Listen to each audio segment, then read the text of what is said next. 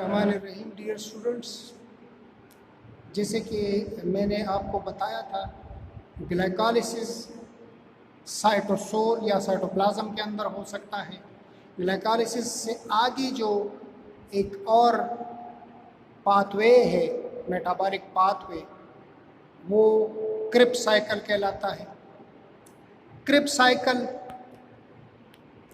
हम इसे इसलिए कहते हैं कि हांस क्रिब एक फिजियोलॉजिस्ट था, उसने इसके बारे में बताया था। हांस क्रिब। इसका दूसरा नाम है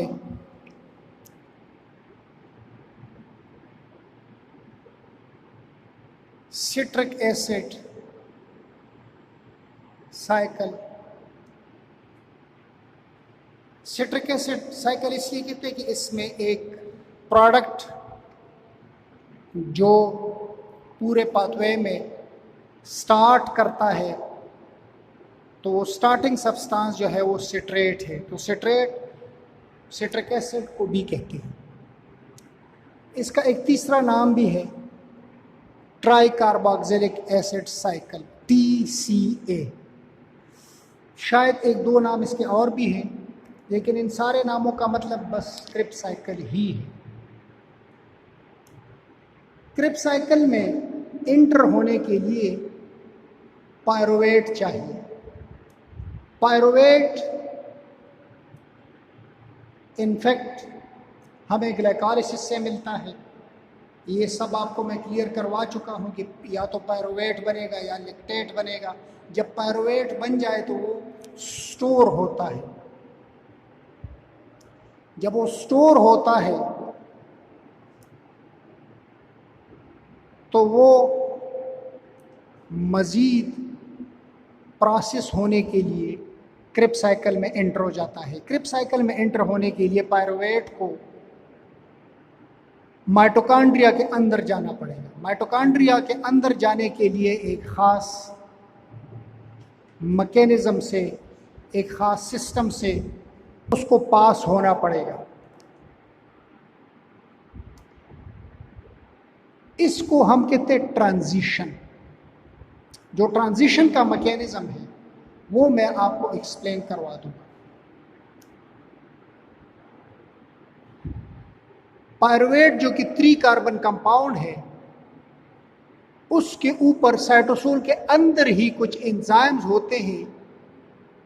एक ग्रुप ऑफ एंजाइम्स है, उनको हम कहते हैं पायरुवेट डिहाइड्रोजनेज कॉम्प्लेक्स। पायरुवेट के ऊपर ये पायरुवेट डिहाइड्रोजनेज कॉम्प्लेक्स एक्शन करता है in the presence of NAD+। NAD इसलिए ज़रूरी है कि ये हाइड्रोजन को एक्सेप्ट करेगा, ये रिड्यूस होगा। तो जब ये कॉम्प्लेक्स पायरुवेट एक्शन करेगा तो उसमें से एक कार्बन निकाल देगा। कार्बन के साथ जो अटैच हाइड्रोजन्स हैं वो भी निकल जाएंगे। कार्बन डाइऑक्साइड गैस भी निकल जाएगा। जब कार्बन डाइऑक्साइड गैस निकलेगा तो इसका मतलब है कि पायरुवेट से एक कार्बन कम हो गया। साथ में NADH भी बन गया। NADH से फिर आगे एनर्जी बनेगी। इलेक्ट्रॉन ट्रांसपोर्ट चेन में से गुजर के इससे एनर्जी बनेगी। इस मौके पे विटामिन B5 की ज़रूरत पड़ती है, क्योंकि विटामिन B5 के साथ एक कोफैक्टर अटैच होता है। उस कोफैक्टर को हम कहते हैं CoA। ये विटामिन B5 के साथ अटैच होता है, इसको हम CoA कहते हैं। और पायरुवेट से कार्बन डाइऑक्साइड, हाइड्रोजन ये हटा के पायरुवेट डिहाइड्रोजनेज कॉम्प्लेक्स का जो एंजाइम ग्रुप है, इसको कन्वर्ट करता है एसिटाइल CoA में। आपको पता है ना, एसिटाइल 2 कार्बन कंपाउंड होता है इस तरह का।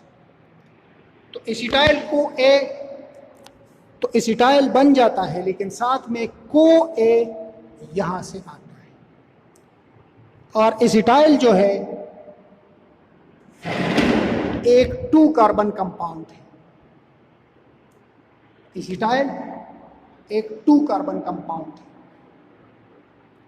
अब ये एसिटाइल CoA ऑक्जेलो एसीटेट के साथ मिलके एक नया कंपाउंड बनाता है। उस कंपाउंड का नाम है सिट्रेट।